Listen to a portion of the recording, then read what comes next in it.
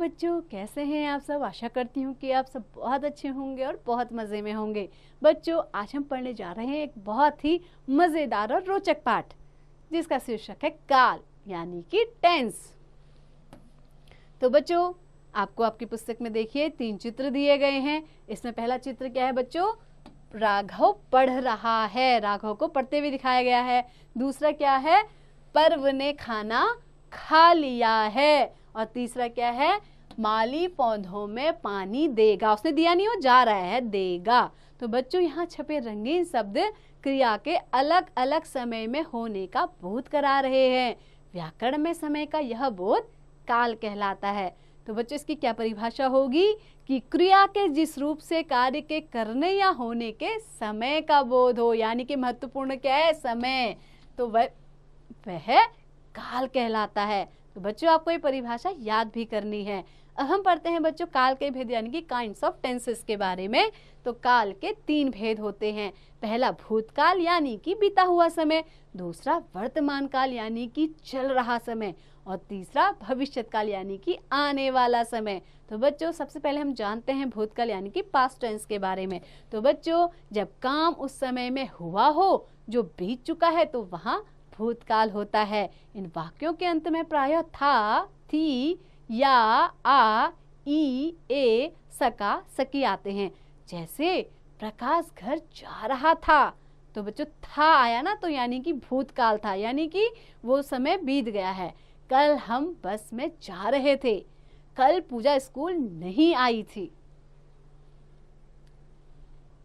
तो बच्चों, आगे बढ़ते हैं और उदाहरण देखते हैं। मैंने आपका पत्र पढ़ा, पढ़ा यानी कि भूतकाल में वो काम हो चुका है, पहले हो चुका है। हमने 4 बंदर देखे, वह कल घर नहीं आया। नीरज और रमेश के साथ विमला नहीं गई। तो बच्चों, आपने देखा भूतकाल और उसके उदाहरण। अब हम जानते हैं वर्तमान काल और प्रेजेंट टेंस के बारे में। तो बच्चों, जब काम चल रहे समय में होता है तो वहाँ वर्तमान काल होता है। इन वाक्यों के अंत में है, हूँ आते हैं। तो बच्चों, इनकी हम पहचान कैसे कर सकते हैं? जिनके वाक्यों के अंत में है आएगा या हूँ आएगा।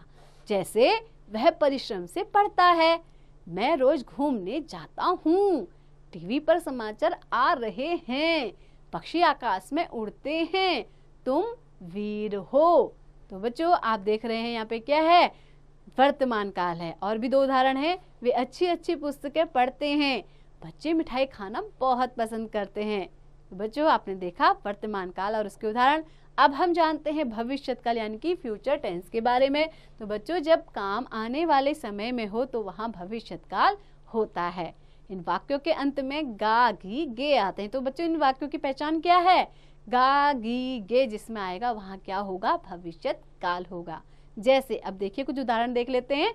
रसोइया खाना बनाएगा, हम कल अलीगढ़ जाएंगे, कल बुआ अपने घर जाएगी, कल घर चलेंगे, तुम्हें व्याकरण हम पढ़ाएंगे, वह आज विद्यालय जाएगा, वे तुम्हारी कहानी अवश्य पढ़ेंगे। तो बच्चों, आप देख रहे हैं यहाँ पे क्या है? अलग से पिंक कलर से गा, गे, गी आया हुआ है। तो ये क्या बता रहा है? भविष्यत काल को। आइए बच्चों, इस पाठ का दोहराव भी कर लेते हैं एक बार। पहला, क्रिया के जिस रूप से उसके होने के समय का बोध हो वह काल कहलाता है। और काल के 3 भेद होते हैं, भूतकाल, वर्तमान काल तथा भविष्यत काल। तो आशा करती हूँ कि बच्चों आपको काल और उसके भेद अच्छी समझ में आ गए होंगे। ऐसे ही पढ़ते रहिए, आगे बढ़ते रहिए और इसका निरंतर अभ्यास करते रहिए।